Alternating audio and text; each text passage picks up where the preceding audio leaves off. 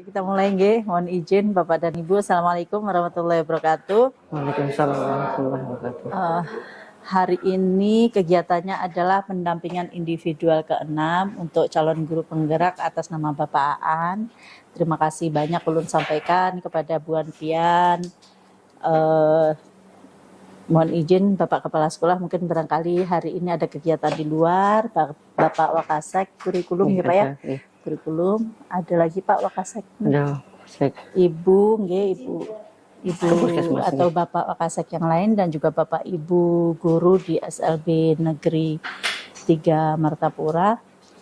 Kegiatannya di sini sebenarnya ada 2. Yang pertama yaitu untuk pemetaan aset, di mana dalam guru penggerak itu ada beberapa aset yang bisa dikembangkan oleh sebenarnya tidak hanya guru penggerak tetapi juga Bapak Ibu semuanya, di mana nanti mungkin Bapak akan menjelaskan ada 7 macam aset yang ada di sekolah kita.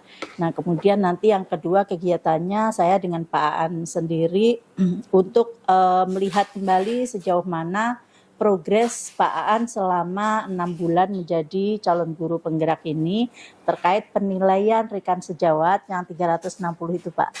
Oke, kemudian penilaian dari guru, penilaian dari atasan dan refleksi dari Bapak Aan juga tentang bagaimana perkembangan atau perubahan apa yang sudah terjadi pada diri Pak Aan. Nah kemudian apakah semua perkembangan yang sudah terjadi tadi sudah betul-betul berdampak terhadap murid atau belum.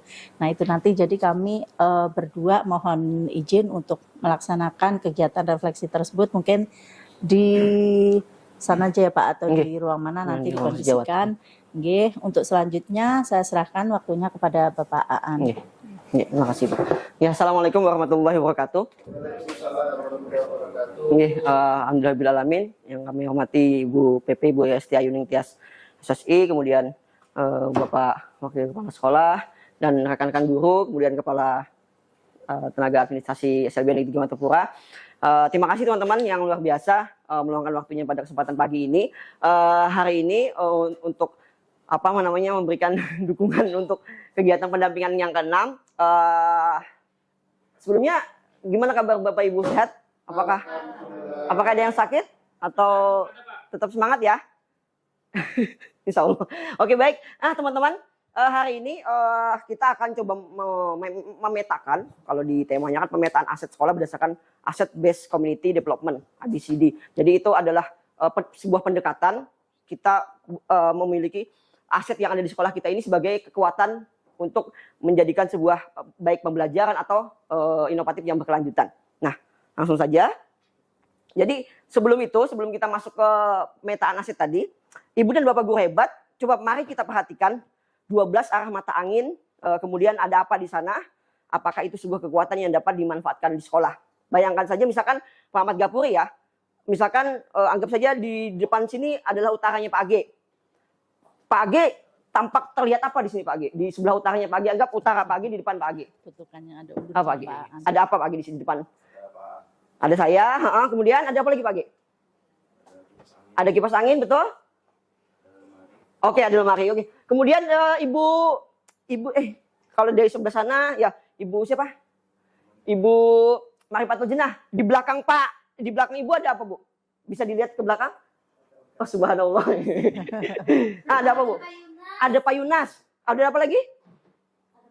Ada Pak Jaki. Oke, itu ya. Kemudian kita ganti sudut pandang versi sebelah sini, hadap ke sana. Pak siapa namanya? Pak Teguh. Misalkan di sebelah tadi sudah depan belakang, mungkin di sebelah bukan tenggara ya, ke sebelah sana Pak. Timur laut. Nah, ya timur laut apa Pak? Ada apa Pak yang Bapak lihat? Ada Pak G, ya, ada Bu Rauda, ada pemandangan indah di belakang Bu Rauda sana, ya. Terus ada Pak Saksi, ada Pak Putra, ada kamera, kamera ya, oke, ada buku-buku, ada printer, ada LCD, ya betul, semua, luar biasa, baik, luar biasa, kita kasih tepuk tangan untuk tadi. Itu sebagai sampel saja bahwa kita sudah bisa melihat apa yang ada di depan atau di sekitar kita. Karena apa? Itu semuanya adalah aset yang sekolah miliki atau Bapak Ibu miliki. Pak Agi tadi menyebutkan ada kipas angin. Ini aset bukan? Aset bukan? Kekuatan maksudnya kepemilikan di sekolah bukan? Ya, kemudian menyebut juga Paan atau anggap guru ya. Guru juga aset juga di sekolah. Nanti kita bahas selanjutnya. Ya. Oke. Apabila kita menganggap sebuah sekolah adalah sebuah ekosistem dengan faktor biotik dan abiotik yang ada di dalamnya, maka faktor-faktor apa saja yang termasuk dalam kelompok biotik dan abiotik? Kalau kipas angin biotik apa abiotik? Abiotik. Abiotik karena tidak hidup. Kalau guru-guru abiotik? Abiotik. Biot. Kadang hatinya sebenarnya. Oh, kadang hatinya. Boleh Pak G. Boleh Pak Teguh kita menjawab dengan sesuai itu ya. Kita hargai setiap jawaban peserta didik kita. Betul ya? Kemudian kadang benar loh, ada guru yang tidak merasakan bagaimana muridnya perlu sesuatu tapi kita tidak paham kan? Bisa jadi disebut abiotik ya. Walaupun itu dalam filosofinya atau secara tersirat gitu ya. Oke. Kemudian juga sejauh mana sumber daya sekolah yang kita miliki, apakah sudah kita gunakan secara efektif untuk mendukung kualitas pembelajaran di sekolah. Nah, itu salah satunya. Apakah yang Ibu Bapak lihat tadi di depan, belakang, utara, timur tadi sudah kita gunakan sebaik mungkin. Misalkan penggunaan kipas di kelas apakah sudah ada misalkan. Ketika tidak ada kipas mungkin bisa jadi peserta didik kita kepanasan atau seperti apa. Ya, itu bisa kita analisiskan. Langsung saja. Nah, ini tadi ya, faktor biotik itu ada murid, ada kepala sekolah, ada guru, ada staf tadi ya, tenaga pendidikan, pengawas sekolah, orang tua, masyarakat sekitar sekolah, dinas terkait, pemerintah daerah. Apalagi kita saat ini berada di lingkungan panti sosial, jadi itu juga faktor biotik yang ada di sekitar kita. Kemudian juga faktor abiotik adalah ada keuangan, sarana prasarana, lingkungan alam. Nah, ini menurut Green and Haynes pada 2016 ada 7 aset utama. Kita mempelajari ini saja. Bahwa 7 aset utama ini menjadi sudut pandang kita bahwa kita akan memiliki asset based thinking atau asset based approach atau pendekatan berbasis kekuatan. Jangan sampai kita ada di sini, kita ada di sini, kita kadang mampu itu kadang hal-hal seperti itu akan melemahkan kita. Mungkin kadang bisa itu udah usah. Padahal bisa jadi ada aset-aset yang bisa kita maksimalkan dengan maksimal mungkin. Ada yang pertama, ada modal manusia. Ada modal sosial, modal politik, modal agama, modal fisik, lingkungan alam, dan finansial. Ini sebenarnya ada penjelasan di panjang. Cuman paling tidak, itu nanti bisa saya perjelas lagi. Nah, Ibu Bapak, saya akan membagikan sticky note, bisa disiapkan alat tulisnya. Kita mencoba merefleksi sekolah kita, atau termasuk diri kita juga. Kita mencoba menuliskan beberapa modal-modal yang ada di sekolah kita berdasarkan 7 aspek ini. Contoh, misalkan modal manusia. Modal manusia tadi bisa jadi guru, adanya wakil kepala sekolah, adanya kepala TU, adanya guru agama, adanya ini. Itu sebuah aset bagi sekolah kita. Adanya teknisi, adanya videografer dan sebagainya. Itu silakan Ibu Bapak membayangkan bahwa modal manusia ini tidak hanya ada gurunya saja tidak, tapi ada beberapa kemampuan atau kompetensi dari guru yang bisa dijadikan sebuah modal bagi sekolah kita. Itu modal manusia. Kemudian ada modal sosial. Misalkan lingkungan kita di lingkungan yang agamis. Atau misalkan di sini ada kita di bawah kalau IGPKH atau gerakan komunitas pembelajar atau kombel juga itu sebuah komunitas sosial juga. Kemudian ada modal politik. Modal politik bisa jadi karena kedekatan kita dengan panti, kemudian kita bisa bertukar sarana prasarana dan lain sebagainya. Kemudian ada modal agama dan budaya. Agama tentu saja di Kabupaten Banjar kita sadari bahwa daerah yang agamis ya. Mungkin banyak kegiatan keagamaan yang berdampak pada sekolah kita. Dan budaya juga masuk itu juga. Kemudian modal fisik ada yang sarana prasarana tadi misalkan gedung sekolah, walaupun jujur Ibu gedung sekolah di SLB kami hanya yang memiliki aset sekolahan hanya yang di sini, kalau yang di kelas-kelas di depan, yang fasilitas lain itu adalah kami minjam pihak panti. Kemudian ada modal lingkungan alam. Modal lingkungan alam ini bisa jadi suasana di sekitar kita, misalkan ada pepohonan atau ada sebagainya, itu bisa dijadikan ya. Atau misalkan kalau di daerah di pesisir pantai atau apa itu bisa dijadikan modal lingkungan alam. Dan ada modal finansial. Modal finansial tadi selain keuangan, mungkin sumber pemasukan dari sekolah ini ada bosda, ada boskin, ada bosrek kalau yang sekolah penggerak bos kinerja ya. Nah, itu bisa nanti Bapak Ibu tuliskan di sini. Ya. tentang 7 modal tadi ya. Jadi satu kertas tulis aja satu langsung apa nanti ada 7 kertas ya. Izin Bapak. Terima kasih. Nah, nanti Mas, gini. Sawain ya ada 7 modal. Ini apa ditulisin nih?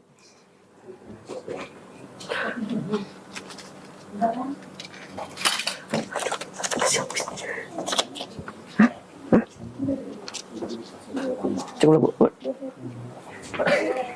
Apa ini? Yang mana Pak? Kurang Bu? 4 ya. Udah apa nih? Nah silakan. Mau dari satu tadi Pak Ika. Terima kasih Bang. Ya. Oh iya. Nah silakan. Modal manusia boleh dituliskan tadi. Tersedianya guru-guru yang profesional misalkan. Atau kalau pas Ibu sampaikan bahwa guru yang bersertifikasi itu juga sebuah modal. Karena akan menjadi penilaian di mana Pak? Di akreditasi ya. Ada beberapa guru sertifikasi yang ada di sekolah kita juga silakan itu sebagai modal sekolah kita. Silakan Ibu Bapak menyampaikan ini tadi. Baik. Bagaimana sudah ya? Ada yang dituliskan ya? Kita mulai dari mungkin Pak Teguh bisa menyampaikan modal manusia Pak Teguh. Terima kasih, mohon izin menyampaikan untuk modal manusia.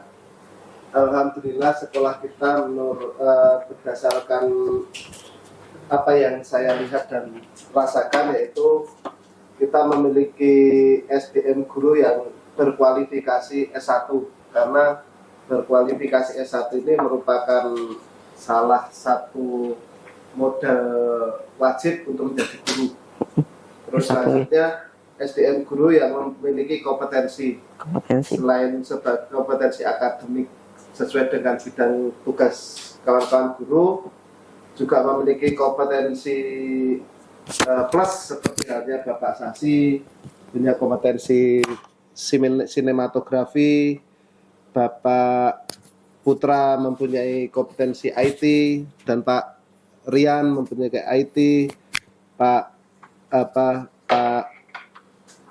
Ika memiliki kompetensi pertukangan, terus Pak Agi memiliki kompetensi olahraga, dan ibu-ibu memiliki kompetensi memasak dan sebagainya. Nah, itu merupakan modal manusia untuk mendukung kegiatan kita khususnya sebagai sekolah penggerak menjalankan program P5.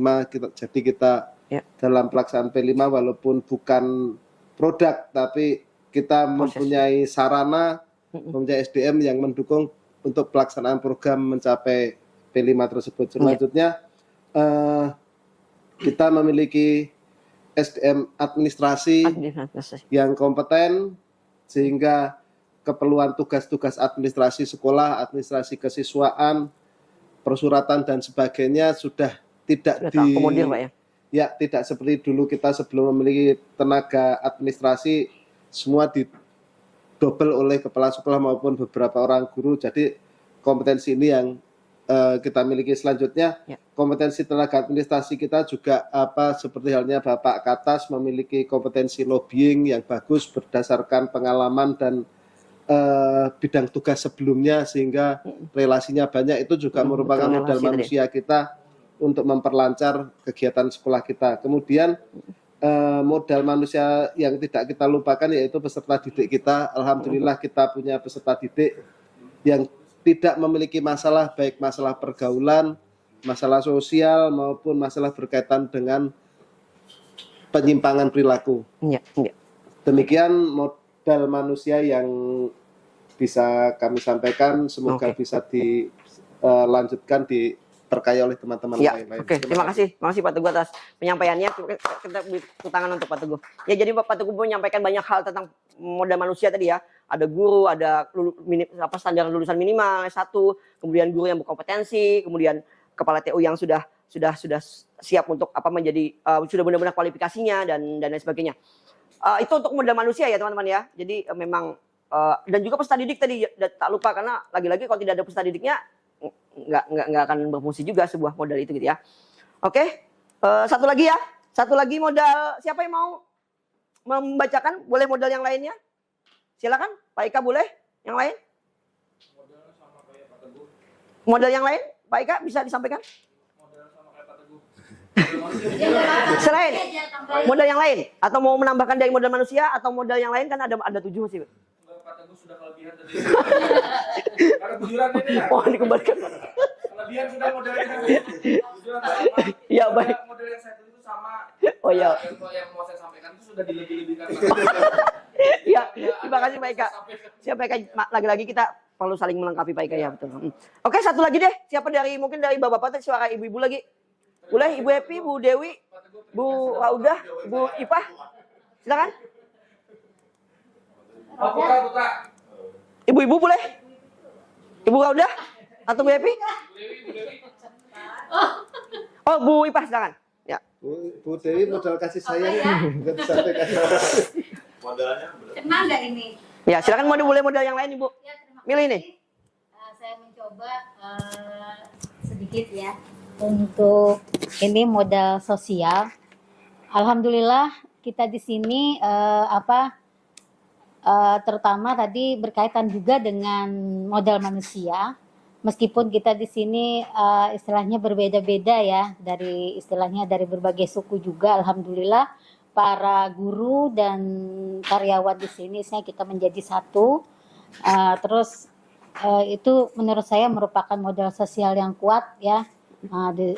Terutama apalagi di bawah kepemimpinan kepala sekolah kita yang sangat luar biasa, merangkul kita dan menyatukan kita untuk selalu, bahkan kita sudah seperti saudara. Terus kita juga dalam setiap kegiatan itu selalu melakukan kerjasama ya. Saya lihat itu di dalam modal sosial itu ada juga kerjasamanya, baik itu dalam hal istilahnya untuk memajukan anak-anak, baik di keterampilannya maupun di kependidikannya, apalagi biasanya di sini kita kan dalam hal bukan keterampilan sih, kayak mengikutkan anak-anak lomba itu kita sangat kerjasama di sini. Dan kerjasama tidak hanya juga yang kita lakukan hanya antar guru, maupun kita lakukan juga antar guru dan orang tua atau pengasuh. Ya. Itu saja, terima kasih. Ya, luar biasa. Tepuk tangan untuk Ibu Ipah menyampaikan betapa pentingnya tadi ada persaudaraan ya. Kerjasama. Ya, kerjasama, dan kerjasama kalau dalam hal ini adalah kolaborasi baik guru antar guru, guru antar murid, dan juga di bawah rangkulan kepala sekolah yang luar biasa juga. Oke, baik, luar biasa pemaparan dari teman-teman. Silakan tetap dilanjutkan. Nanti pesan-pesan yang Ibu Bapak sampaikan itu nanti akan kami rekap ke dalam sebuah tampilan di slide gitu ya. Jadi ini untuk pemaparan hari ini cukup dua contoh saja. Nanti kita tetap dilanjutkan sampai ke modal ke-7. Mungkin Bapak Ibu ingin menuliskan dari 7 modal tadi. Oke. Mungkin itu yang bisa saya sampaikan. Kesimpulan nggak ada kesimpulan. Langsung terima kasih aja. Ya, jadi terima kasih Ibu Bapak telah memberikan banyak hal tentang tadi kita memetakan modal-modal yang sekolah khususnya SLB Negeri 3 memiliki. Pak Yunas, ada yang mau disampaikan Pak Yunas? Cukup Pak ya? Ya. Pak Yunas ini kepala ke atas kami Bu. Oke. Sekarang sedang mengikuti pendidikan apa Pak? PKP. Pendidikan pengawas Pak ya? Kompetensi pengawas Pak ya? Oke, mudah-mudahan diberikan kemudahan dan kelancaran Pak. Dan menjadi luar biasa Pak. Ya, oke, terima kasih teman-teman. Ada yang saya sampaikan mungkin ada kesalahannya, mohon dimaafkan. Setidaknya kita bisa mengerti bahwa kita bisa membaca diri kita, kemudian membaca seluruh arah mata angin tadi, bahwa apa yang kita lihat, apa yang kita raba, apa yang kita tampak di depan, di belakang dan sebagainya itu adalah sebuah modal yang menjadikan kita sebuah kekuatan, dan itu menjadikan sebuah tindak lanjut ke depannya untuk modal kita untuk bergerak lebih hebat, khususnya pembelajaran yang berkualitas pada peserta didik kita. Terima kasih, ada salahnya mohon dimaafkan. SLB Negeri 3 Martapura bisa hebat luar biasa. Assalamualaikum warahmatullahi wabarakatuh. Waalaikumsalam warahmatullahi wabarakatuh. Baik, terima kasih Bapak dan Ibu semuanya atas waktu dan juga atensi yang sudah diberikan untuk kegiatan PI 6-nya Bapak An tadi. luar biasa, termasuk juga Bapak Katas yang hari ini bisa berhadir. Ternyata tidak hanya guru, Bapak Katas juga ikut mendukung ya Pak An. Alhamdulillah. Nanti mudah-mudahan kalau misalnya Pak Katas sudah ini ya lulus ke pengawasnya, jangan lupa tetap Pak Ai merupakan aset SLB sini gitu ya Pak ya, bimbingannya dan juga dukungannya terutama untuk CGP kami ini, karena masih meskipun CGP tetapi kalau di sekolah masih sangat perlu bimbingan dari Bapak Ibu semuanya. Mungkin seperti itu. Terima kasih. Ulun akhiri. Assalamualaikum warahmatullahi wabarakatuh. Terima kasih. Silakan dicicipi kudapannya.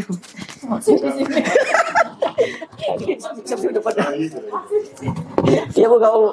Oke, kata-kata Alkan.